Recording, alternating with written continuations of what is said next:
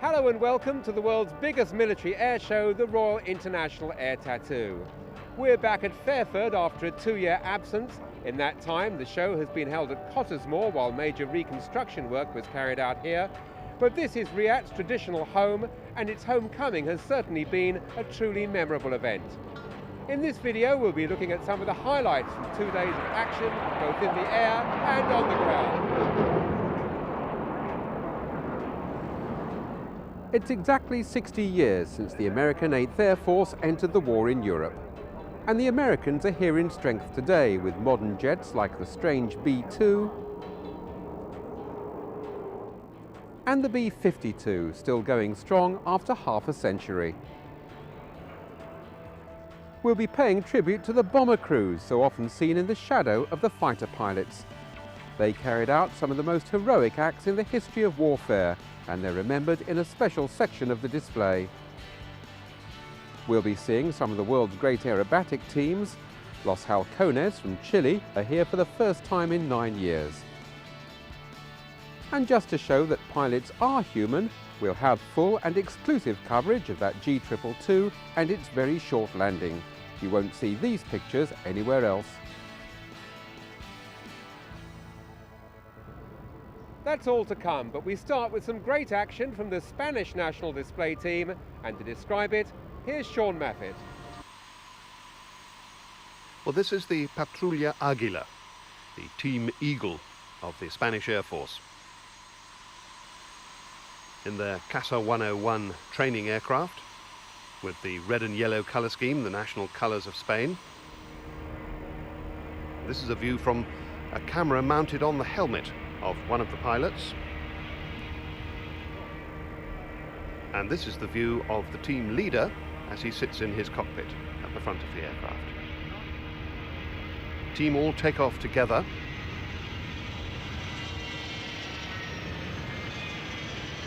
All 7 of them on the runway at the same time.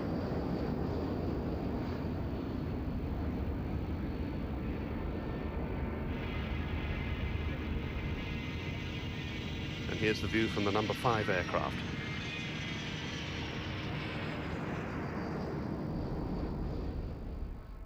Manoeuvring to get into position so that they can start off with their first formation shape, which will eventually be the wedge.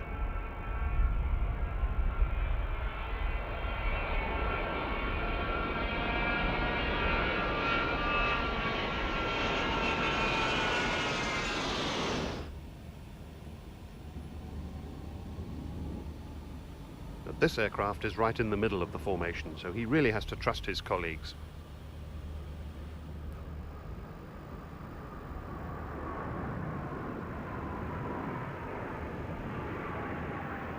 As they pull up into the loop, we're looking back on the face and helmet of the leader.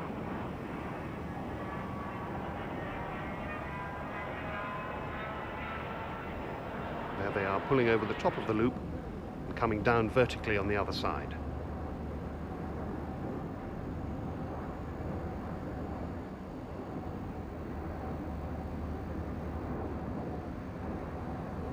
And at the end of this maneuver, we'll see them do what they call their 3-step brake.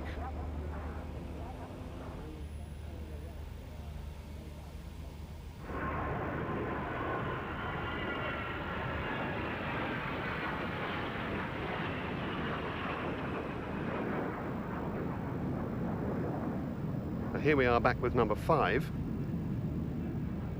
Captain Ismael Serrano, and he's doing the solo aerobatic part of the display. And here he is upside down, about to do a maneuver that's quite unusual for a jet aerobatic team. This is about 3/4 of an outside loop. He's on the outside of this, and he's getting lots of negative G. He's pushing the aircraft over the top of that loop until he gets it into the vertically down position, adjusting slightly because he's gone off the display line a little, and then pulling out of that maneuver.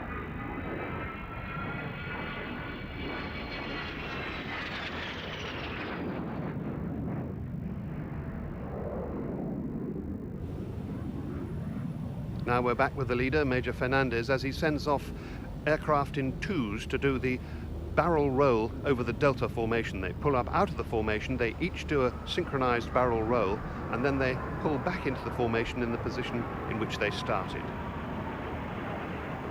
When the Red Arrows do this, they call it rollbacks. And there are the last two pulling back into position. The Casa 101 is a Spanish-built advanced trainer aircraft, somewhat equivalent to the British Hawk, but with only roughly half the power, which of course makes it much more difficult for them to fly formation aerobatics, because you need power to help you keep in position, and that just means that this team really are very good at what they do. The Patrulla Aguila has been flying since 1985, and they're based at San Javier in the province of Murcia in southeastern Spain.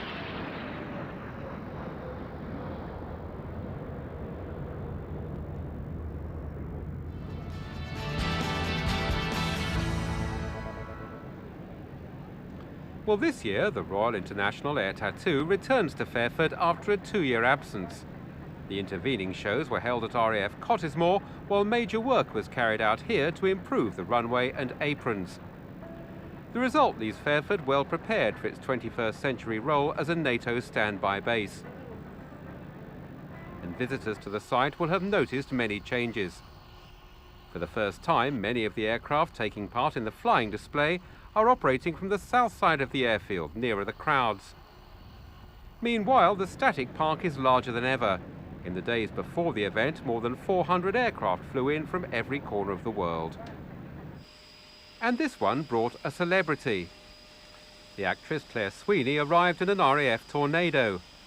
She's been chosen as the official sweetheart of the British Armed Forces. This was her first ride in a fast jet, and for Claire it was quite an experience. It was like the most dangerous fairground ride ever. But I felt safe. I felt very safe. I was in the safe hands of Derek, the pilot, and I felt very, very safe indeed. But just emotions that my body's never experienced before. The G-force and blacking out slightly and just like going nose down. Quite scary, but quite exhilarating as well.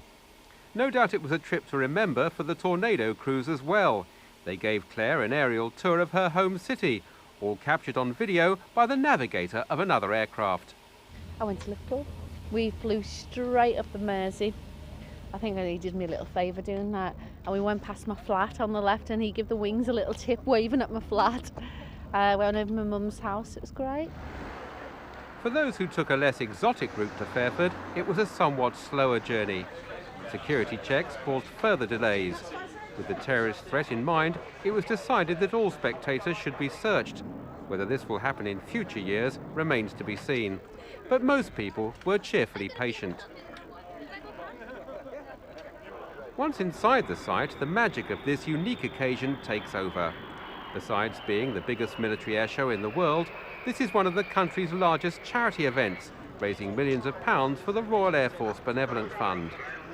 It's also a showcase for the aerospace industry and a social occasion for the crews. Though many of the air arms are used to working together, they meet here in a more relaxed atmosphere. It's a friendly show. Meanwhile, from the enthusiast's point of view, it's a chance to see some of the world's most brilliant pilots doing what they do best. So let's get on with the flying action. Now here's Major Paul Rorive of the Belgian Air Force, psyching himself up for his flying display. He's going to do it in the extraordinary little French-built Fouga Magister. This little trainer, the 50 on the side indicating how old this aircraft is.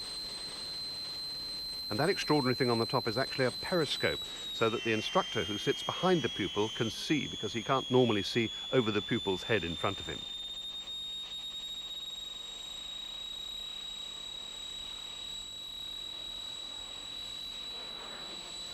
Two tiny little jet engines of only 880 pounds of static thrust each power this aeroplane, so by modern standards it's very underpowered. And in fact, Paul is going to talk us through his display.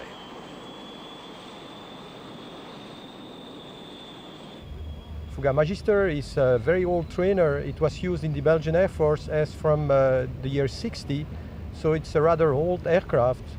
And for those who remember, the first flight took place in 52. Now I'm releasing brakes after checking every instrument, and the problem with this aircraft is the acceleration. So first I'm accelerating to 60 knots. At 60 knots I'll lift up the nose wheel, and we are reaching now 90 knots, and the aircraft goes airborne. You won't see the aircraft really going airborne because I stay very low on the runway, about 1 to 2 meters above the runway. The gear is up, the flaps are coming up at 130 knots, and the aircraft is accelerating until the end of the runway. I expect to have about 160, 170 knots at the end of the runway. And now I'm going to start pulling up about 20 to 30 degrees up, and the speed is of course decreasing at that time, decreasing to 130 knots. Now I'm going to make a turn to the right, positioning myself and trying to come back about 45 degrees from the crowd. So I'm trying to position myself, turning, finding the flying datum or the display datum, and rolling out now in front of the public. Preparing myself for the first loop, and here we go. Pulling about 4 Gs, and now I will rotate the aircraft 90 degrees to line up myself with the display line. Always looking to the horizon first, to be wings level on top of the loop, and now adjusting my back pressure up to 6 Gs now to be back level at 500 feet. Rolling inverted and pushing now 2 Gs and a half, 3 Gs, going for an inverted split S. The most important is to keep the wings level, looking at the speed. The speed is decreasing, and reaching 2,500 feet I start pulling again to position myself, looking for the display datum and lining up myself. Again 6 Gs at the recovery, ending up at 500 feet. And now we're going to start with the 4-point roll. 1, 1001, 1002, 2, 1001, 1002, 3, 1001, 1002, 4, 1001, 1002. Immediately wings level, pulling up again. Major Paul Rorive and the Fouga Magister. Now, the same vintage as the Fouga Magister, in fact it celebrated its 50th birthday last year, is the Hawker Hunter. This thing has 6 times the power of the Fouga Magister.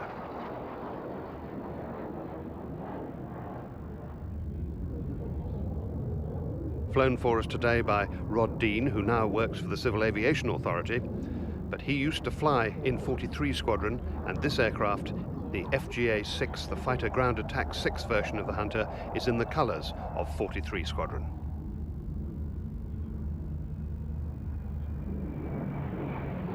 There are the checkers on the rear fuselage.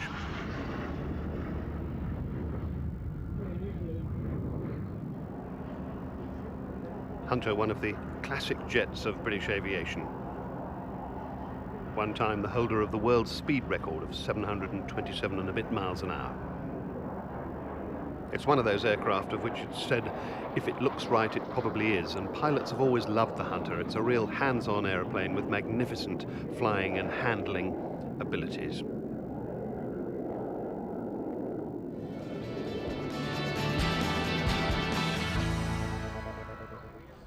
Prince Faisal of Jordan gets his first look at the newest aircraft here. This is the Pilatus PC-21. It flew for the first time 3 weeks before the show, and it's come to Fairford with just 10 hours of flight time. The PC-21 is a military trainer. It's the latest example of a turboprop designed to handle like a jet, but with much lower operating costs. There are several aircraft that do this. The Pilatus PC-7 has been around for some time, and that's been displaying here. Another example is the Tucano, which is flown by the RAF. That too has been successful. But although the Tucano can introduce the student to the handling qualities of a small jet, its cockpit and systems are very different to those you would find in a modern fighter. The PC-21 takes the concept one stage further. It has an electronic or glass cockpit, and its systems can be configured to simulate those of the type the student will eventually fly. I think the major difference is the avionics in the aircraft. We have basically got a fighter-style cockpit with the three displays that you can see here, with the input up-front control panel and a head-up display, which is emulating fighter operations. And with the mission computer, which has at the moment more computing power than Eurofighter's mission computer, we are able to simulate any fighter cockpit or display system that is following on after this aircraft. Prince Faisal is himself a pilot and has flown at this show.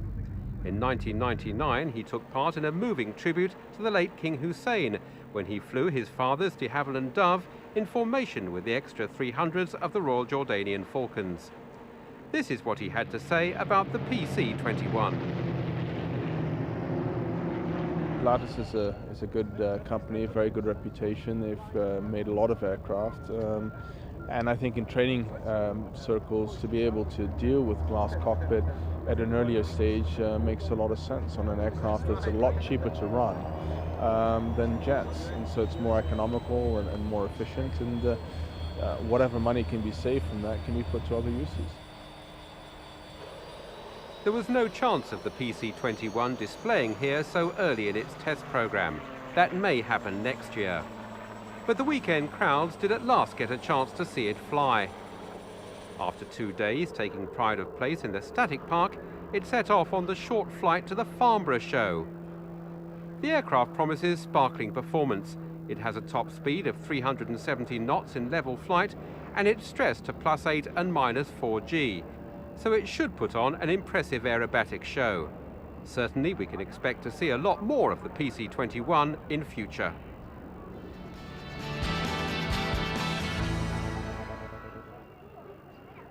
Now here's an aircraft with some tight security, never very far from an armed guard. This is the F-117 Nighthawk, the stealth fighter. And even when it's taxiing to the runway, it still has its armed guards in close proximity.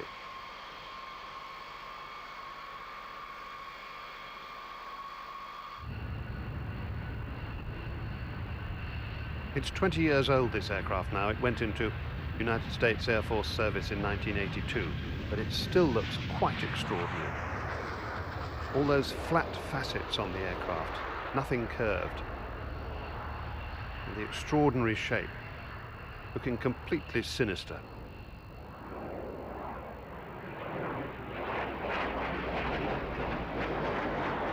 Carries two 2,000-pound laser-guided bombs, smart bombs, inside the aircraft rather than underneath the aircraft, because if they were underneath, that would completely take away its stealthy capabilities. It would then become visible on radar.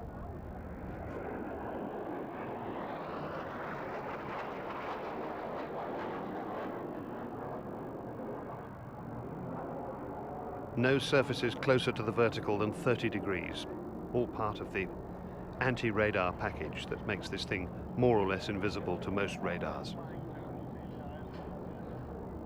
And although this is an American aircraft and a very high security one, as we've seen, it is flown by a Royal Air Force exchange officer, Squadron Leader Link Taylor. And in fact this was his last show because he has since been posted to become the Eurofighter Requirements Manager for the Royal Air Force. But the Brits are the only people who have exchange officers on the stealth aircraft squadrons, other than Americans. And there's the big braking parachute, and Link is turning politely to blow the parachute off the runway, because if it drops onto the runway, then of course somebody has to clear the runway before the next aircraft can use it. And there it is, that's tight security, back again with the aircraft. As he taxis off, he's once again surrounded by armed guards, perhaps a measure of the seriousness with which the United States takes its security post September the 11th.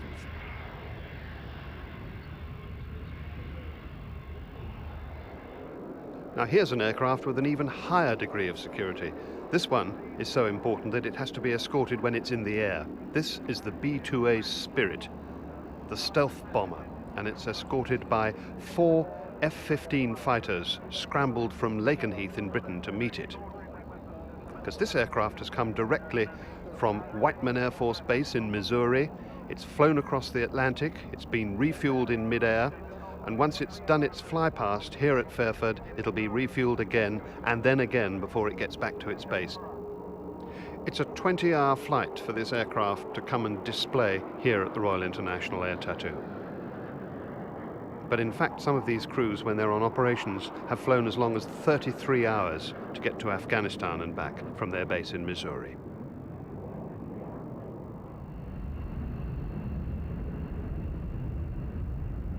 Now, this third aircraft in the triumvirate of US strike aircraft is here, like the B-2 and the F-117, to celebrate the 60th anniversary of the 8th Air Force. They all belong to that Air Force.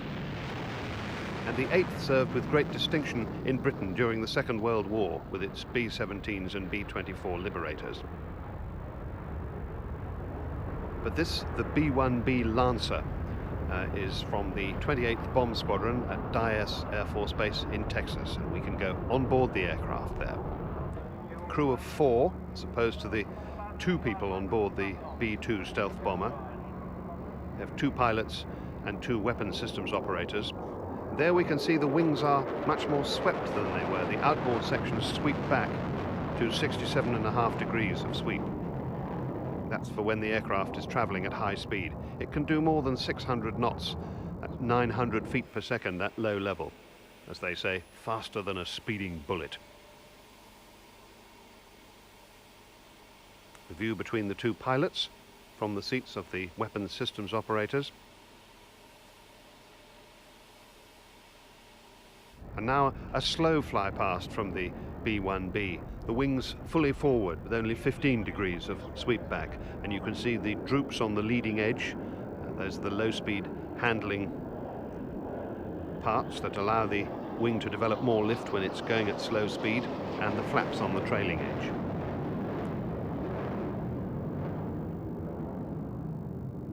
Full reheat power on those GE engines. 30,000 pounds each, those engines are developing.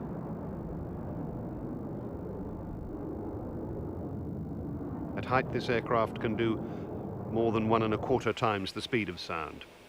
And it can carry 24 JDAM weapons, that's Joint Direct Attack Missiles.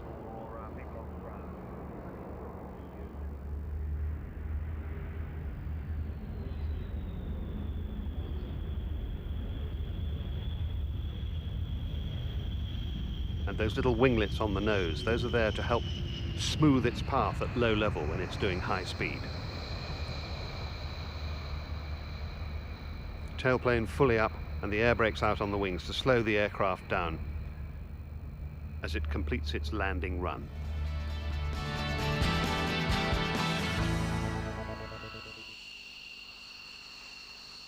Well, now here's another F-15. We saw them escorting the B-2 bomber a few minutes back. This one's going to do its own solo display. It's also from Lakenheath in the east of England.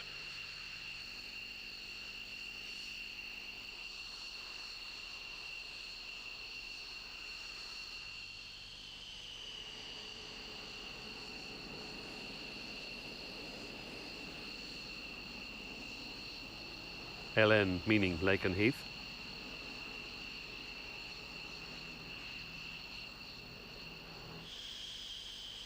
But it's not flown by a Lakenheath pilot, it's flown by the West Coast demonstration team.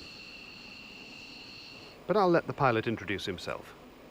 I'm Captain Lindy Reniger with the United States Air Force West Coast demonstration team out of Eglin Air Force Base in Fort Walton Beach, Florida. My call sign is Alamo. Right off the bat in the F-15C model, we're going to go 5 stages of afterburner, or as you guys call it, reheat. And at approximately 180 knots, I'm going to go full aft stick deflection here and basically just rip the jet off of the runway and climb out. You can see beautiful Fairford in the background as we climb away. I'm climbing out about 220 knots, which is going to give me approximately 70 degrees nose high with the 220 motors that I have on board, and I'm looking to roll the airplane at 4,500 feet. We had a weather deck between 5,000 and 5,500 today. I didn't know that till I got up there, so we were actually able to stay out of the weather here. We roll back down for a split S, and that's still about 220 knots, and it's a straight pull through the vertical, and you can see the good contrails coming off the just to the right and left of the intakes. as we come back down. In the descent, I'm looking to level off at 500 feet initially and accelerate to 0.92 Mach, which is the fastest I can go here in England. And then I will eventually lower it down to 300 feet, which is my absolute minimum for the United States Air Force, just 300 feet. And I go by the crowd there at 0.92 Mach. As you see, it went by pretty fast. Then it's about an 8G turn to reposition the aircraft. And I'm going to see I'm going to do a couple aileron rolls here as we reposition for the next maneuver. It's a beautiful day. Weather about, like I said, 5,500 feet, so it was the low show that we're doing. So the next maneuver as we come back in, and again under about 7.5 G for the return to show center, I'm looking to capture 400 knots and then 500 feet above the ground for the 4-point roll. I pause about 1 second is my goal between the 4-point roll, and I raise the nose about 3 to 4 degrees just to keep the nose track above the horizon. So we'll see how it looks here.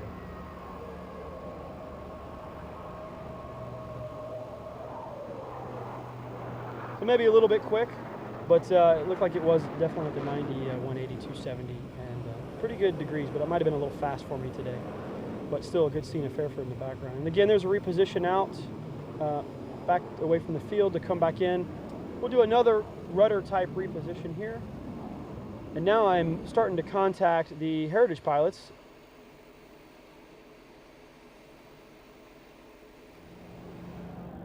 What he's talking about is the United States Air Force Heritage Flight. And 2 aircraft flown here by Ed Shipley and Steve Hinton, the P-51 Mustang and the P-47 Thunderbolt. Now the Heritage Flight flies with the F-15 and these 2 aircraft, or these 2 aircraft types, about 135 flights a year.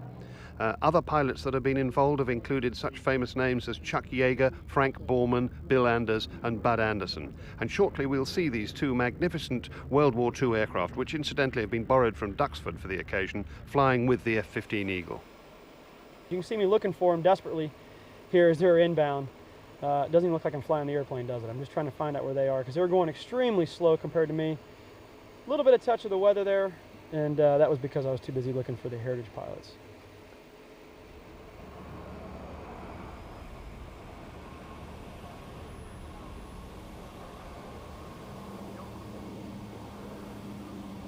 I'm going to come aboard the left side. They are going down the runway right now, and I'm going to kind of chase them down the runway and give them a knife edge pass to the crowd as I fly by the 2 Heritage pilots who are in formation. And then I'll rejoin on the left side. I will cross the P-47 under, and then you'll see a P-47 on the right side of the screen and a P-51 on the left side of the screen. There's my knife edge pass. I'm going by the warbirds here.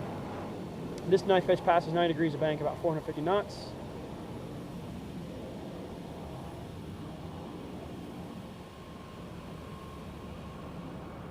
Okay, so I'll reposition to the left, and they are already inside of my turn, doing a left out from the end of the runway. Funny thing here is I'm about 500 knots, and they are about 190 knots. So you really have to kind of make a good transition as a pilot here. The Heritage Flight program started in 1997. It was a way to commemorate the 50th anniversary of the Air Force, and the crowd liked it so much that we continue to do it, and it's gotten better and better every year. We have a conference in February where we go train with everybody, and you can see how excited I am to see those 2 World War II warbirds above on my wings. It's a dream come true for me to see that out there. On the right side of the screen, he's on my left wing, is Steve Hinton flying the P-47. On my right wing, or on the left side of the screen there, that's Ed Shipley, a civilian Heritage pilot. He is flying the P-51 Mustang from the Blue Nose Bastards there at Duxford.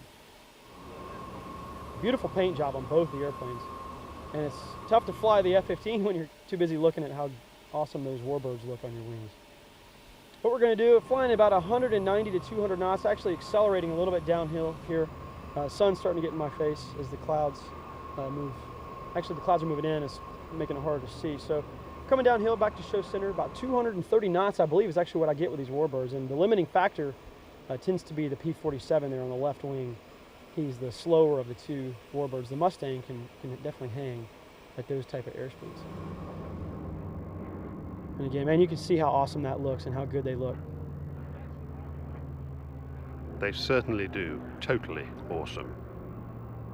And in fact, the P-51 Mustang and the P-47 Thunderbolt were both famous as escort fighters for the daylight bombing raids that were carried out mainly by the B-17 Fortresses and the B-24 Liberators over Germany. One of the interesting things about this formation is that the F-15 comes from the 48th Wing at Lakenheath. During World War II, the 48th Squadron flew P-47s.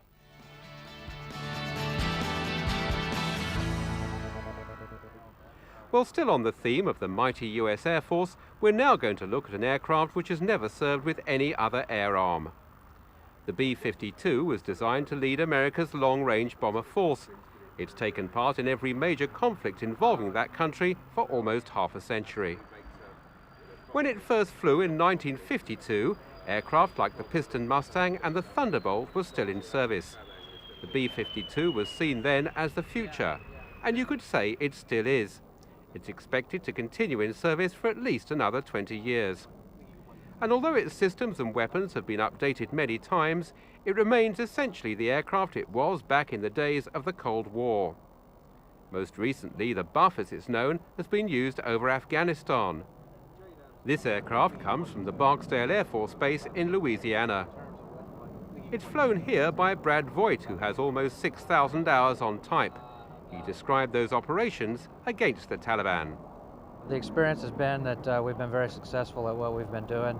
We've maintained a constant presence in the air over there and retained the ability to drop weapons on targets as they emerge.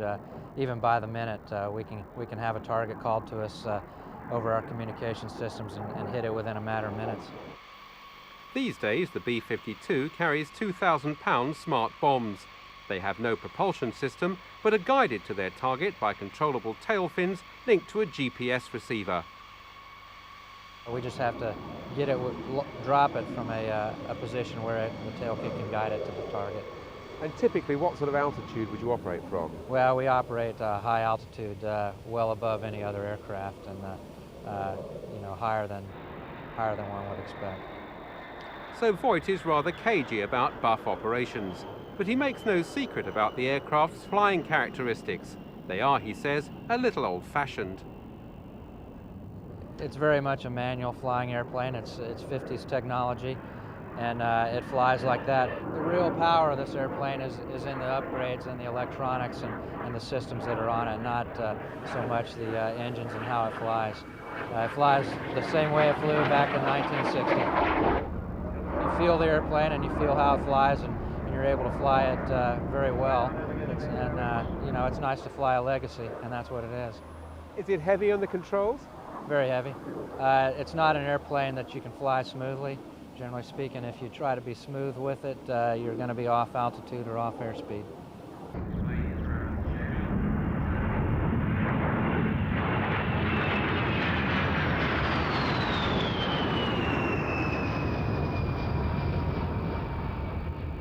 The B-52 holds some extraordinary records. It's not fast, but its capacity as a bomber is unmatched. As long ago as the Vietnam War, the aircraft routinely carried 60,000 pounds of explosives. As part of Operation Desert Storm in the Gulf War, it conducted carpet bombing raids against Iraqi defense sites, and these were the longest strike missions in the history of aerial warfare. Refueled by tanker, the aircraft stayed airborne for 35 hours on a 16,000-mile round trip from Barksdale. And despite its huge wingspan, the aircraft can handle crosswinds of up to 50 knots. A unique and eccentric gear system allows the pilot to align the undercarriage with the runway, while the fuselage maintains its angle into wind. 50 years on, the B-52 remains an awesome war machine. As for pilot Brad Voigt, he's about to retire from the Air Force. He's buying a farm in Texas with its own airstrip, and he intends to get a Piper Cub.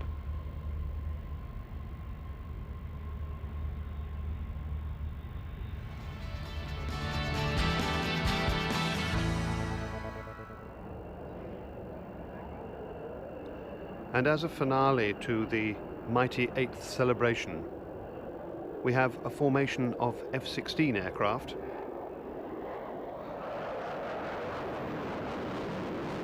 From Aviano in Italy, the 31st Fighter Wing. 2 squadrons of the 31st, the 510th and the 555th.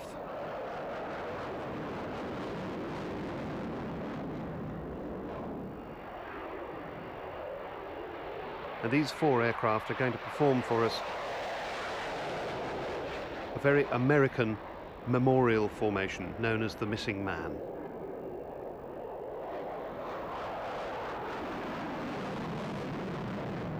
Now that all 4 aircraft are airborne, they'll get themselves into a finger 4 shape. And the aircraft on the leader's left will pull up and out of the formation. And the gap that is left signifies the airman who does not return from the combat.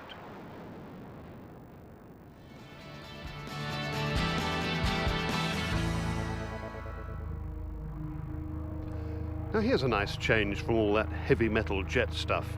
2 Lynx HAS-3 from the Royal Navy, the Maritime Lynx Pairs display. Incidentally, you can distinguish the Navy's Lynx from the Army Lynx. The Armies have skids under them, whereas the Navy have these little supermarket trolley wheels under theirs. Also, under the middle of the fuselage, you can just see sticking out the thing that anchors these to the deck of a ship when they've landed on it in a rough sea. There's a kind of harpoon thing that sticks down into a grating on the deck and stops the helicopter falling off the deck when the ship rolls, once the helicopter has stopped flying.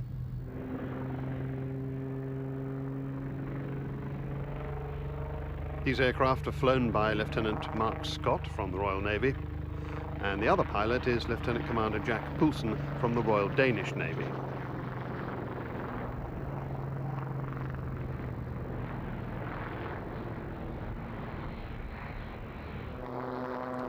Lynx generally flies off frigates and destroyers, carry 1 pilot and 1 observer most of the time. Here they're about to do a rather violent maneuver.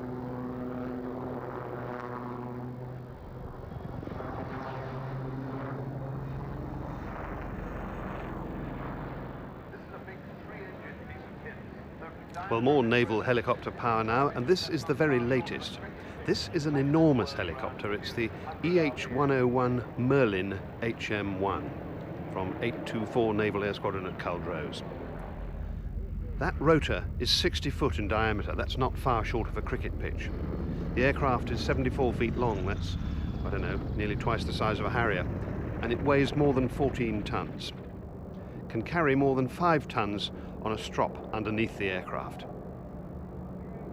But this naval version can carry 4 homing torpedoes or depth charges. And it's got a fully automated glass cockpit. It can be flown by a single pilot. Normally have 1 pilot, 1 observer, and an aircrew person. 3-engined this aircraft, 3 Rolls-Royce turbo mecha turbines.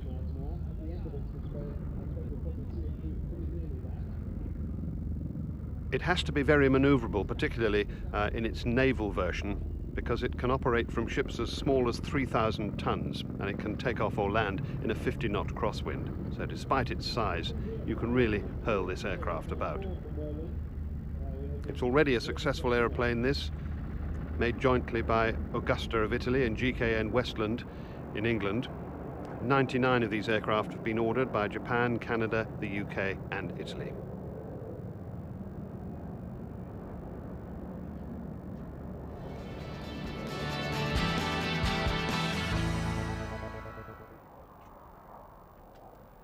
Well, here's a national aerobatic team we haven't seen at Fairford since 1993. They're from Chile, and they are Los Halcones. It means the Falcons. Very nice touch here. They start their engines at exactly the same time, well, almost. Now, the last time Los Halcones were here, they won a Best of Show award, and many people think they really deserve one this time. But the fact that they didn't was probably due to a small lapse in their performance, which we'll come to in a moment. But here are the 5 aircraft preparing for takeoff. They fly the Extra 300, German-built, very strong aerobatic aircraft, stressed to +10 and -10 G. That's more than most pilots could stand for any time.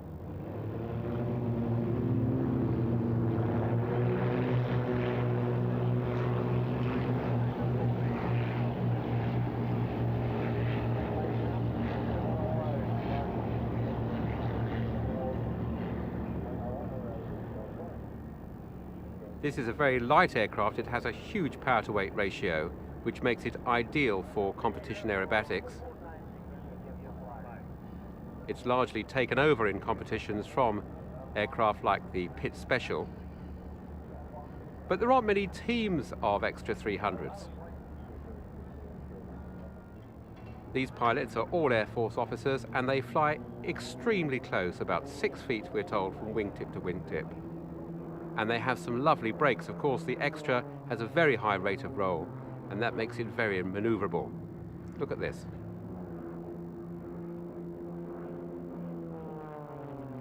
Now, some people say that on big show sites like Fairford, displays by these small aircraft are lost, but I don't think anybody who saw this one would have felt that. It really was a spectacular display, but there was one blemish.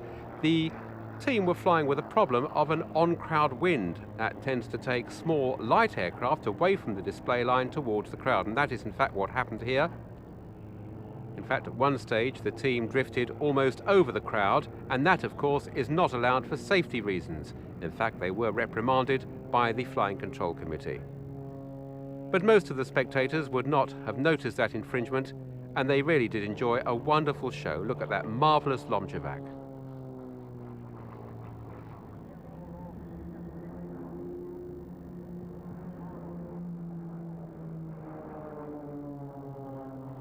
Lovely split there.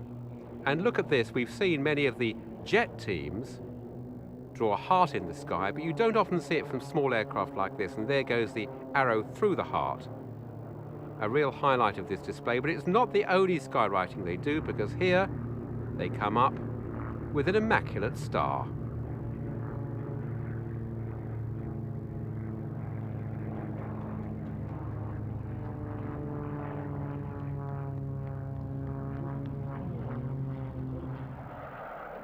Well, the Chileans aren't the only national display team to fly the extra 300. These are the aircraft of the Royal Jordanian Falcons. They're Fairford regulars, and their country and its royal family in particular have a long history of supporting the Royal International Air Tattoo. Earlier we saw Prince Faisal admiring the PC-21. Here are his pilots preparing for their display slot. They were very much aware of the northerly on-crowd wind and the problems it can pose for aircraft like the extra. It is a little bit difficult because you have to watch out, and the small aircraft, is pushed by the wind, and there's a lot of effect on the aircraft. So you have to be aware all the time to keep away from the crowd, start a little bit farther than the normal line, So it is a little bit difficult. Yes, because we saw the Los Halcones, the Chilean team in the extra 300. I think they went a little bit over the crowd. That's something you must try and avoid, isn't it? Of course, and you see other teams do it. You say that, okay, I should not do it. You have to learn from other mistakes.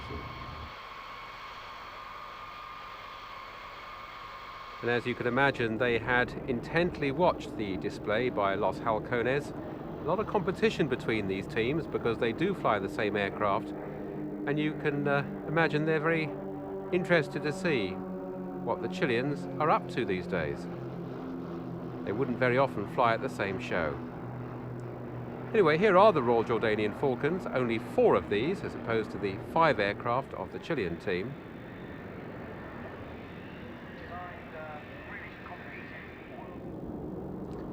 The Falcons have been carrying out several shows in Britain this year. Besides performing at the Royal International Air Tattoo, they've been at Biggin Hill and Cosford and Sunderland, and down in Cornwall to the show at Culdrose.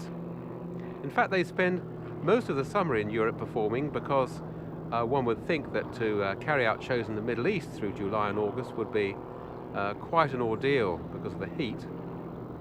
But they're brought over to Europe at the start of the display season in a Hercules transport aircraft. The extras come apart, and then they're based here throughout the summer. Mohammed Zubi told me they didn't practice between displays. They obviously have a run-up to the display season back at their home base in Amman in Jordan, and then they find that these public displays are enough to keep them sharp. And certainly this performance was pretty much immaculate.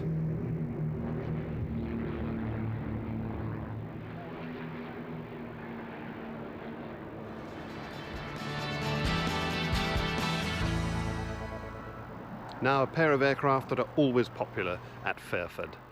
These are Voltige Victor, the two French Air Force Mirage F1s. These guys won the prize for the best overall flying display, the King Hussein Memorial Sword. Fortunately, we had our cameras on board to catch the whole of this immaculate display. I'm Lieutenant Coeffin from the French Mirage F1 patrol. I'm the Voltige Victor 2, and my leader is on my right side. So leader is Lieutenant Breton, and he's got about 2,100 hours flights, and I've got the same number of hours of flights. At this time we are taking off at about 160 knots. So I'm just looking forward and to my leader to see whether I'm taking off in front of my leader. So we are putting the gear up and then pull.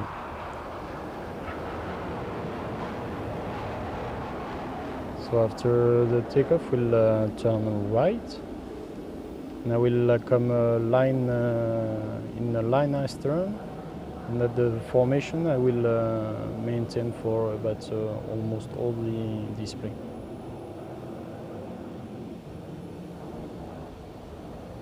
Public has to see about one aircraft. So we are reversing in front of public.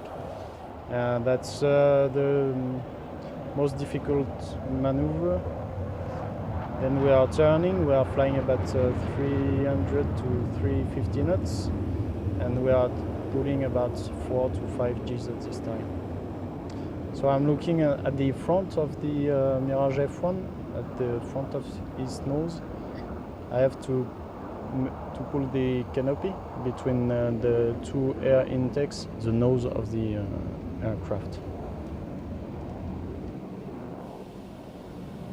At this time we cut AB. And then I'm coming close formation, left side.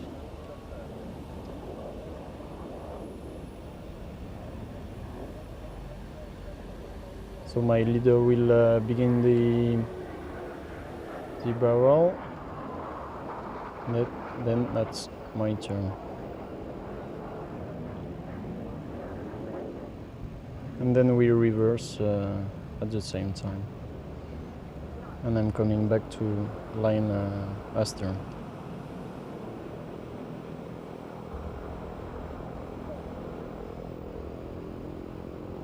And then I will come to the left side during the turn to be left side for the wing flash. So I'm coming back a bit back and then going to the left side of my leader. I have to be a bit up also for visual effect, and then we wing flash, then pull to rejoin during a right barrel. And our thanks to Lieutenant Guillaume Coeffin and his leader, Lieutenant François Breton of the 333rd Fighter Squadron.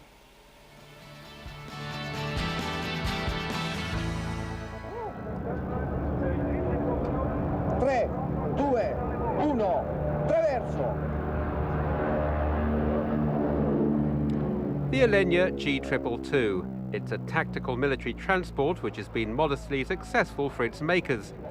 The Italian Air Force has more than 50 in service, and it's been sold in smaller numbers to many other air arms, notably and perhaps controversially to Libya. The aircraft is designed to operate out of short strips in a similar role to the C-130 Hercules, though of course it's much smaller and has only 2 engines. Back in the mid-90s, the show's Flying Control Committee allowed the 222 to show off its party trick. You don't often see this sort of aircraft performing a barrel roll.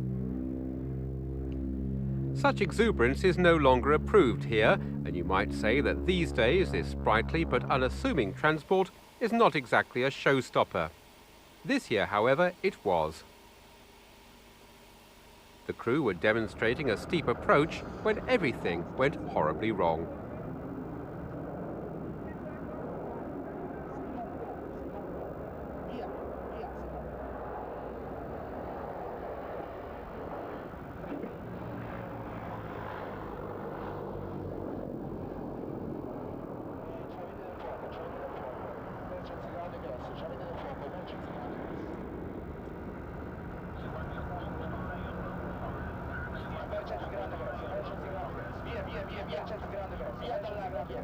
It was a classic and indisputable case of pilot error, a heavy landing followed by the collapse of the nose oleo.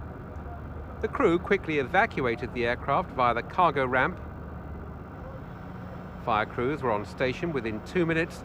By then, the flames, caused by leaking hydraulic fluid, were mostly out.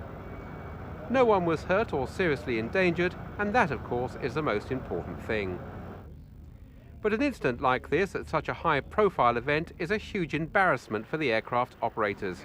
And coming as it did quite early in the Saturday programme, it proved a headache for the show organisers, who suddenly found their single runway blocked. As lifting gear was brought in to move the 222, several aircraft already in the air were forced to divert to nearby Brize Norton. Meanwhile, the flying programme was hastily revised, using aircraft which didn't need the full runway. There was an excellent and extended gliding display, and the crew of a passing Hercules came to the rescue. A request was relayed through ATC, and suddenly they found themselves displaying at the world's biggest military air show. We were very lucky in as much as we had more runway available than we would have expected, so a lot of the aircraft were still able to operate. We sent some of them to a different airfield and we recovered them later on, but I think there's only about 5 or 6 crews that actually didn't fly yesterday. It must have been a bit of a headache for you and your team, though. We had to work very hard, without a shadow of a doubt, but I was pleased with what we did. We managed to get something reasonably quickly that we managed to continue through the rest of the day. So back now to the G222, and this aircraft is beginning to look as if it has a Fairford jinx. The last time it flew here was in 1999. On that occasion, a de-icing boot separated from the left-hand propeller, punching several holes in the fuselage. The crew said later the vibration was so bad they could hardly read the flight instruments, but they landed safely and leapt from the ramp in scenes very similar to that of the latest incident. That time, of course, no blame could be attached to the handling pilot. This year, you couldn't say the same. Let's look at that landing again. The aircraft is conducting what's known as a Khe-Sanh approach, so named after an airfield in Vietnam. The idea is to stay high for as long as possible to avoid small arms fire. But the pilot must round out in time to land on the main wheels, the strong part of the undercarriage. Here, the first landing is distinctly nose wheel heavy. But it's the second touchdown which does the damage. Every student pilot is told that on a bounced landing you must hold off the nose wheel. If the aircraft is allowed to porpoise, this can be the consequence. So are these steep approaches too risky? Is the point of roundout too critical?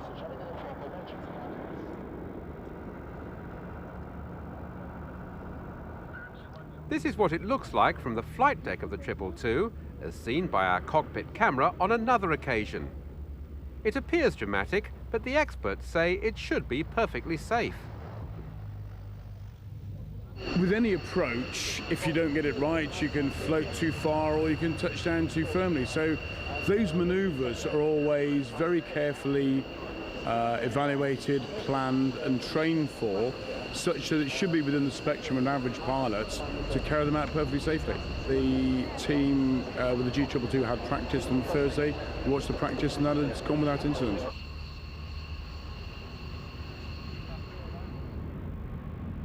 And it must be said that this accident does no credit to the aircraft itself.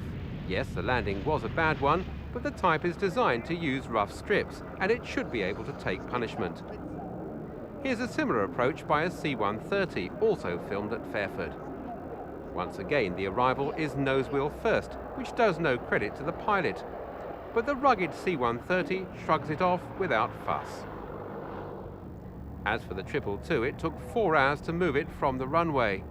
There followed a painstaking clear-up operation to remove all debris before full operations could begin again. Meanwhile, on a remote corner of the airfield, the aircraft was supported on sandbags as the damage was thoroughly inspected. It would be several weeks before temporary repairs could be carried out to enable it to return to Italy. But every cloud, it seems, has a silver lining. For the show's emergency team of volunteers, this was a day to remember, a day when their services were called upon with a successful outcome. They did a great job, and they made sure they wouldn't forget it. One unexpected result of the G222 incident was that this aircraft got to fly in the flying display. This is a TBM 700 French Army VIP transport aircraft. Now, one of these has been at every tattoo since 1994, but usually in the static display. But there they were, ready and waiting, and were able to leap into the breach. Pilot here is Captain Vincent Agnus, and it's a single turboprop aircraft, this, and used for transporting generals and other important people around the place. But the display that Captain Agnus does doesn't look very VIP transport-ish.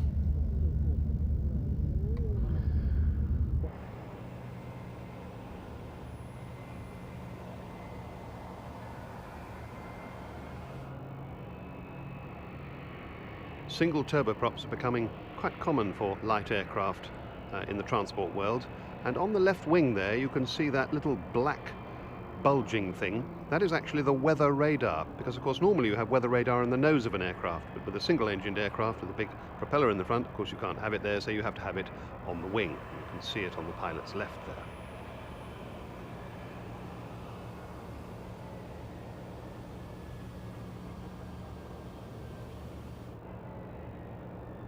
And that'll have spilt the VIP coffee.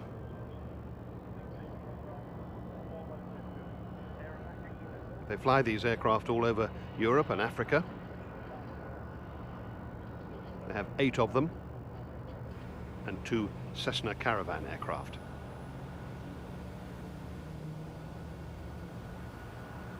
Vincent Agnus says that he's proud of the fact they're the only squadron in the French army with the TBM 700. Proud of the fact that they do this king of a job, as he says.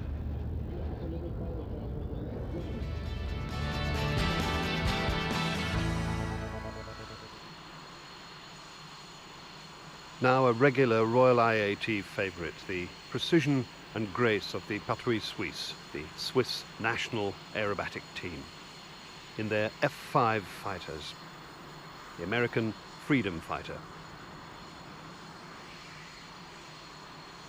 Swiss Air Force don't use these aircraft operationally anymore, but they certainly look nice in their display team colours.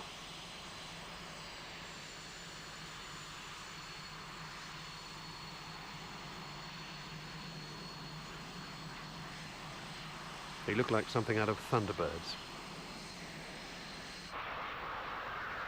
They're a team of 6, and they take off in 2 Vics of 3.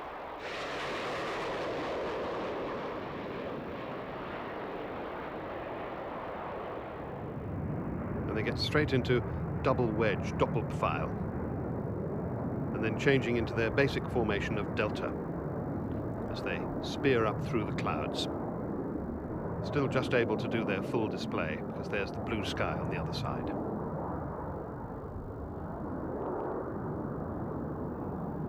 Led by Captain Daniel Stempfli.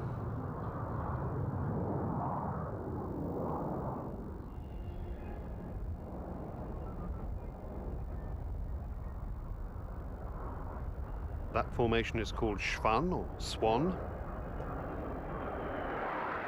See what an elegant picture they make against the background of the blue sky.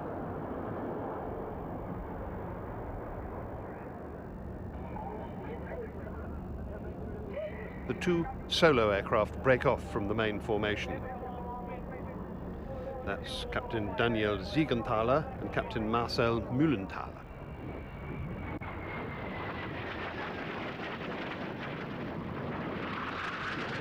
Opposition maneuvers.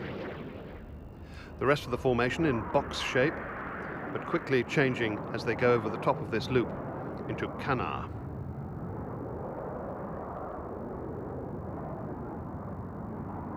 Not a brilliant formation display aircraft this, because it doesn't have a very good turning circle. It's not all that manoeuvrable, it's not fly-by-wire or anything like that. But nonetheless, they make it look very graceful.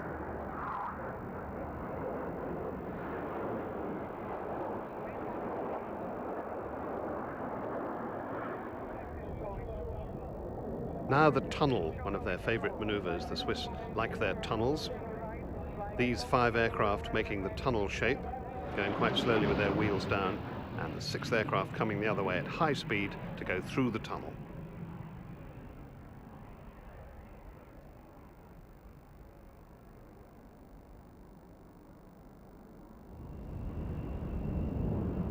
And as they come back towards us, they're building up for the Finale Grande.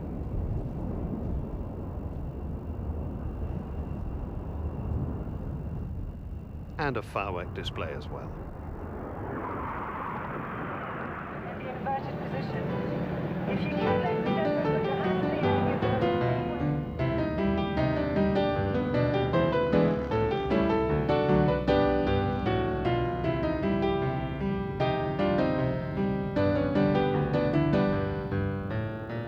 So another display team. These are the utterly butterly wing walkers in their Boeing Stearmans, and they're always big favourites with the crowd, even if their circus act is rather frowned upon by the serious jet enthusiasts. But the Utterlies had an additional solo slot at the start of the show, which might have a little more relevance for the highbrow spectator. This rather nervous wing walker is Felicity Irwin, and she's here to drum up support for a rather different aircraft. This is it, the unmistakable shape of the Vulcan XH-558, Britain's Cold War nuclear bomber, not flying here at Fairford unfortunately, but she could be if Felicity's project is successful. The campaign to restore the world's only Vulcan to flying condition has been a huge success in publicity terms. Every aviation magazine has been full of it, TV programmes are being made about it, and yet the rebirth of XH-558 is far from assured. At this show, as at many shows, the fundraisers were busy raising the several £million still needed to make their dream come true. At the time of filming, the Vulcan is in small pieces at Bruntingthorpe Airfield, but progress has been made, and Felicity came down to earth to give us the latest news. We've actually raised 1.5 million with the help of fantastic people who, about 15,000 of them have become friends, and we're hoping to raise money at RIAT now. And $1 million of that is gift in kind from the original equipment manufacturers who have promised to give their time and effort in assessing and repairing any of the component parts. So it's a marvellous sort of partnership effort, and we actually need another £2.5 million. What is this money required for? It's because we need specialist technicians. It's not a sort of job that anyone can pop in and do at the weekend. In order to put her back so that she flies safely, we need specialist technicians, and we're obliged to use Marshall of Cambridge to do that. Has the CAA intimated to you that they will give this aircraft certification? What hurdles are there to be overcome? We believe that the engineering programme is in such a situation that the CAA are giving it very serious consideration. The indications are at the present time, and we can't preempt anything, that we may well be very lucky, and all will be well. What is so magical about this aircraft? She's awesome. I think she's so big and she's so beautiful, and it's an odd combination in a sense. And I think her 111-foot wingspan and the noise of her engines is something, it's a once-seen, never-forgotten experience. Well, a little before the show, the Royal International Air Tattoo director, Paul Bowen, assured me that when the Vulcan does fly, he's been promised its first public performance. Let's hope he's right, because it really would be fantastic to see this unique aircraft at Fairford. Whatever Paul has to pay to achieve that, you can bet he'll get it back in gate receipts.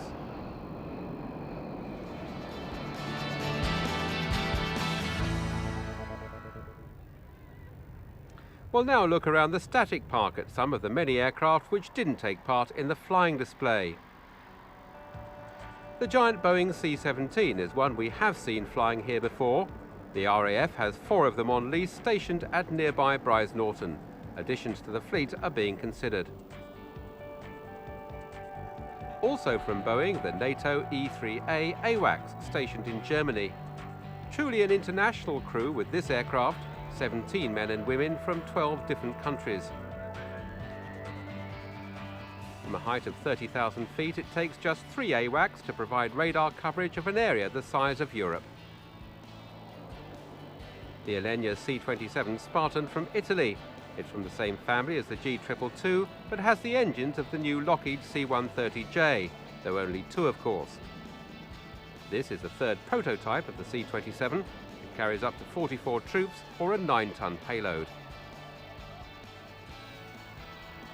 The C-47 Dakota, military version of the DC-3. This one originally served with the US 8th Air Force.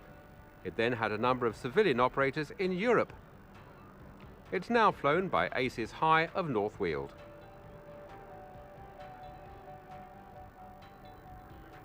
The Douglas DC-6 from Air Atlantique of Coventry. They also have 7 DC-3s and they're all working aircraft. The DC-6 is used for freight transport and can also be equipped for spray operations in the event of an oil spill. Here's its smaller hangar mate, also operated by Air Atlantique. It's the world's only airworthy Avro Anson. Built in 1950, it's powered by 7-cylinder radial engines of 420 horsepower. The Anson cruised at only 150 knots, but it had a good range of around 800 miles. Another British-built piston aircraft, the Miles Gemini, one of the first light twins built after the war. This was slower than the Anson. 125 knots was its top speed. The 200 horsepower Cirrus engines left it underpowered. This one is operated by the Bristol Plane Preservation Unit.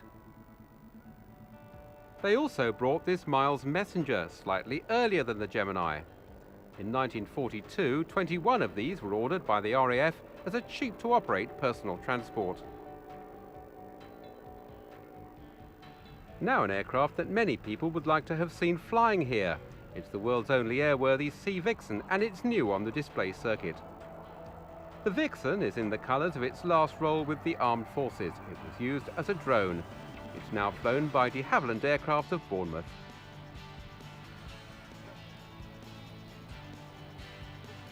And finally, 2 more aircraft from the same operator. The de Havilland Venom, built in 1957 and formerly owned by the Swiss Air Force. And the more familiar Vampire T-11. This one got its permit to fly only a week before the show, following a 5-year restoration.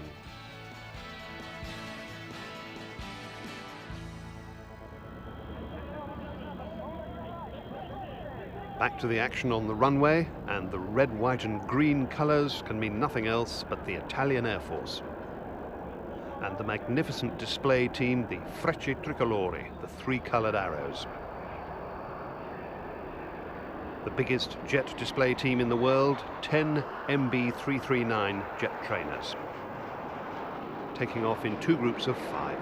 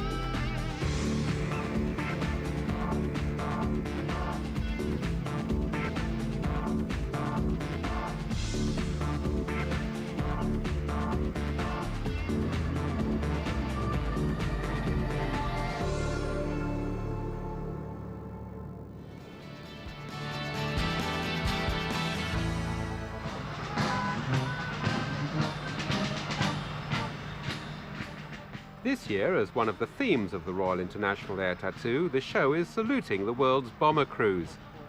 Before the event, there was a guard of honour for veterans of the Second World War. These airmen survived some of the most intensive combat in the history of aerial warfare. At the height of the bombing campaign, Allied crews had only a 1 in 6 chance of completing a 30-mission tour of duty. And even then, there was no guarantee of respite. We were the only crew to finish a tour in 2 months on our squadron. We were congratulating ourselves on having, got away with it.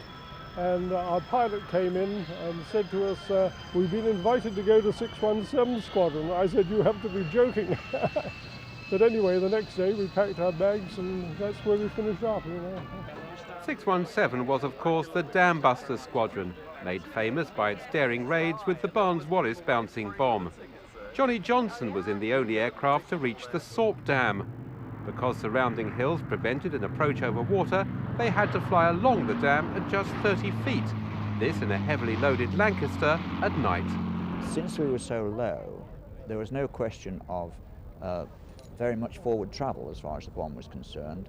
So it was a question of dropping as near as possible to the centre of the dam. And we did this on the 10th run. As we came out, the dome itself was fused to explode at 25 feet, depth of 25 feet. As we came out, it actually exploded and there was a tremendous fountain of water.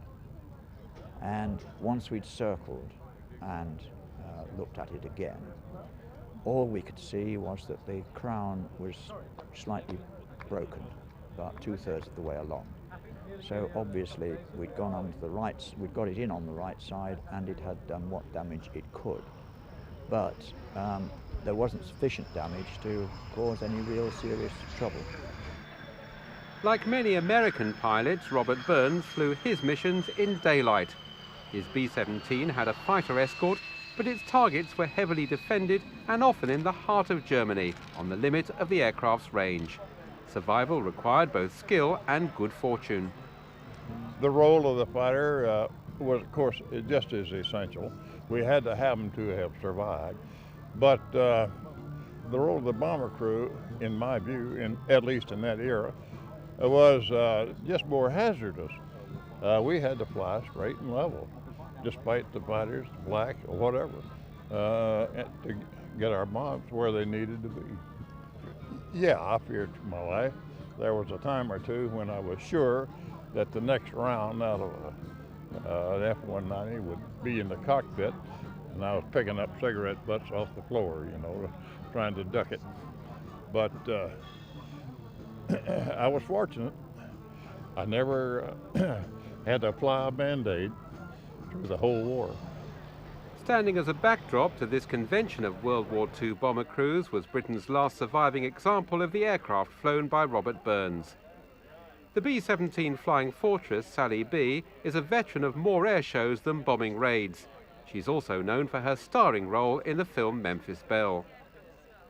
The crew often meet men who flew these aircraft in combat. Jim Jewell has 400 hours in the B-17, but never tires of hearing stories from the front line. We're very fortunate and privileged at times to show the veterans around the aircraft when they come over to visit their old airfields and they come to Duxford. And all you need to do is ask the odd question and then zip your mouth shut and listen, because some of the horrendous stories are quite incredible and unbelievable courage as well. Well, the magnificent B-17 flying here as part of the 60th anniversary celebrations of the 8th Air Force and also as part of the celebration of the work of the bomber crews. She's in Memphis Belle colours and there's ADF markings. A is for the 91st Bomb Group, DF for the 324th Bomb Squadron. Memphis Belle was the first B-17 to complete 25 missions over Europe, and they made a film about her at the time, and of course there is a much more modern version of the film as well, in which you see this actual aircraft flying. She does fly as a continuing memorial to the memory of the 79,000 US airmen who lost their lives in Europe during the Second World War. as they're described on the memorial wall in the Cambridge Military Cemetery, those men who from these friendly isles flew their final flight and met their God. They knew not the hour, the day, nor the manner of their passing, when far from home they were called to join that heroic band of airmen who'd gone before. But here she's with those two escort fighters that we saw earlier with the F-15, but now this is a more real situation, because the P-47 Jug, the big fighter on her left, and the P-51 Mustang are the actual aircraft types that escorted these bombers. Because the American bombers did the daylight raids over Germany, the Royal Air Force Lancaster bombers and other types did the nighttime raids, but the daytime raids really needed the escort fighters. And until the arrival of aircraft like the Mustang, they couldn't be escorted all the way to the target, but Mustangs, which carried drop tanks, could go all the way to Berlin and back with these bombers and protect them from the predation of the German fighters. And the P-47 also had the range to do that task. This B-17 is an amazing venture. It's a private venture, and it's kept in the air by private monies. So anybody who can contribute to it is always very welcome, because it's very, very expensive to keep an aeroplane like this flying.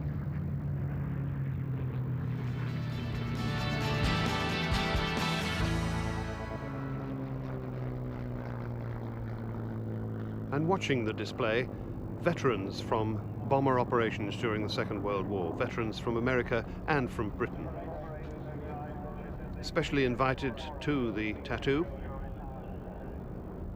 and gathering here at this part of the display because we're now beginning to build up to the memorial finale. Now they see the Battle of Britain memorial flight. Unlike the B-17, which is privately operated, this is funded and operated by the Royal Air Force. The Lancaster in the lead, the Hurricane on its right, the Spitfire on its left.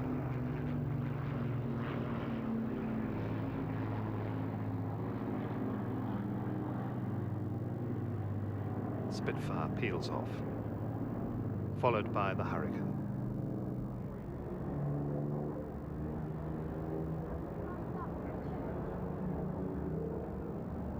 And we stay with the Hurricane for its solo display.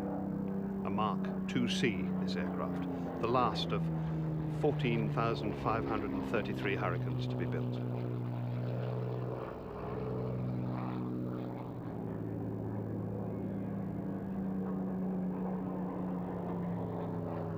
And the Mark V-C Spitfire. This is a true wartime veteran.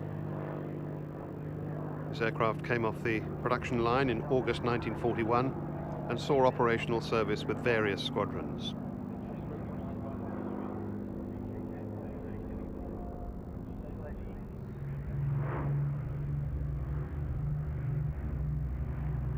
Back now to the bomber hero, the Lancaster, the only Lancaster flying this side of the Atlantic.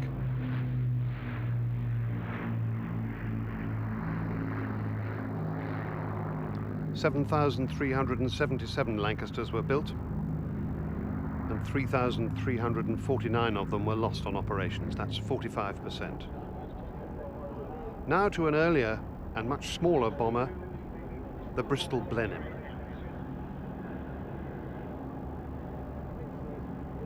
This one is privately owned and rebuilt, operated by the Aircraft Restoration Company of Duxford. And this is the only Blenheim flying in the world.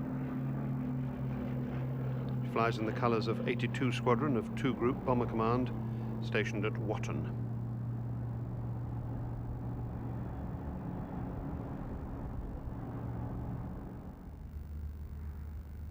The markings on this aircraft, UXN, show it as one of an entire formation of Blenheims that were shot down whilst they were attacking Aalborg airfield in northern Denmark in August 1940.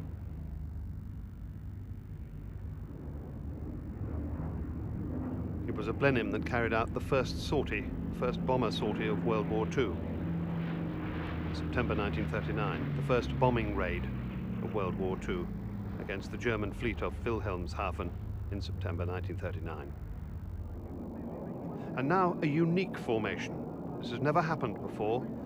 The RAF's Lancaster flying with the Aircraft Restoration Company's Blenheim in formation.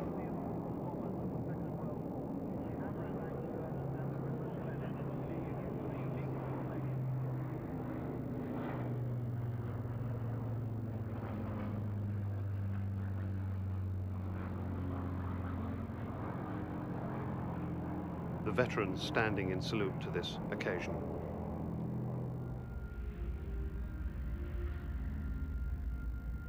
And the Blenheim lands and rolls slowly down the runway, its Bristol Mercury engines just ticking over.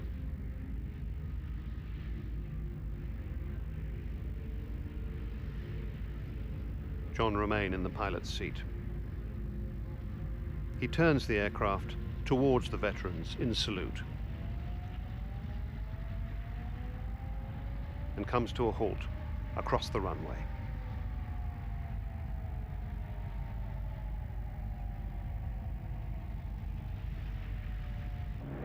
The Blenheim would have been joined by the Lancaster on the runway, but the crosswind is too great, so instead the Lancaster does a fly past over the top of the Blenheim.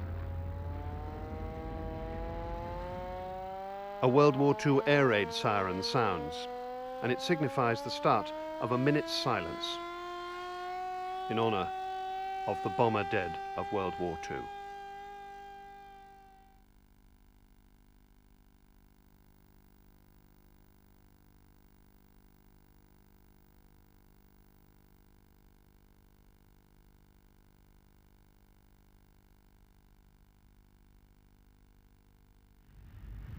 And the rest of the audience also paying their respects by remaining silent.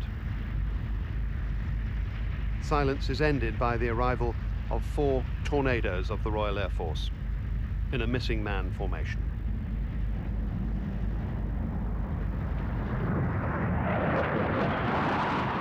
Most of us can only guess at the memories that must be flooding through the minds of those veterans. So a poignant moment to end this air tattoo tribute to the bomber crews, but that's not quite the end of the show. As usual, it's left to the RAF's aerobatic team, the Red Arrows, to close proceedings. Besides their flying duties, the Reds have been very much in evidence in their PR role. They've been at the awards ceremony for the Disabled Flying Scholarships, which are supported by the show, and they've been helping the blood donor scheme, which has a stand here. The Queen's Golden Jubilee year has been a busy one for the Reds, and they've got a new manoeuvre to celebrate. Probably the most exciting manoeuvre is about halfway through the show. It's called the Jubilee Split, obviously commemorating the Queen's Jubilee, and involves 5 aircraft splitting going upwards, and the other 4 aircraft splitting on the way down. It's something brand new. It's a manoeuvre that's not been done before by the Red Arrows. It's obviously quite difficult to come up with new manoeuvres, because the Red Arrows have been going now for 37 years, so there's only so many things you can do with 9 aeroplanes, but we try to keep it interesting, yeah.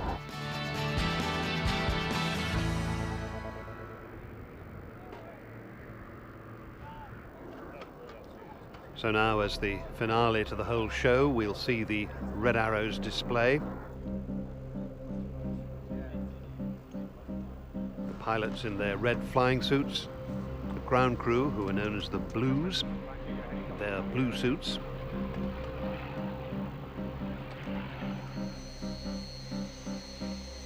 Ground crew make this quite a military operation.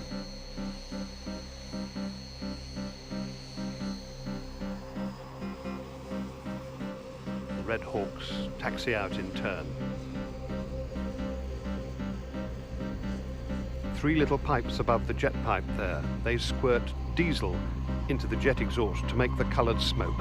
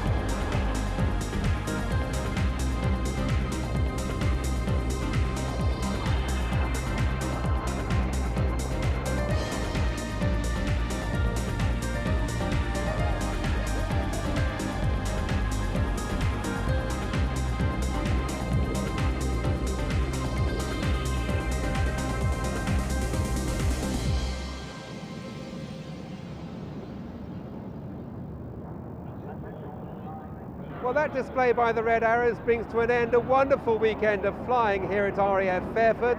The weather's been just about perfect, as it always seems to be when the show is held here.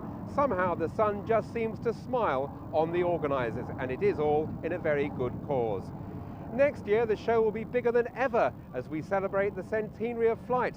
There'll be involvement from all the armed services, and it'll certainly be an event not to miss. But from now, from all of us here on the video team, it's goodbye from the Royal International Air Tattoo.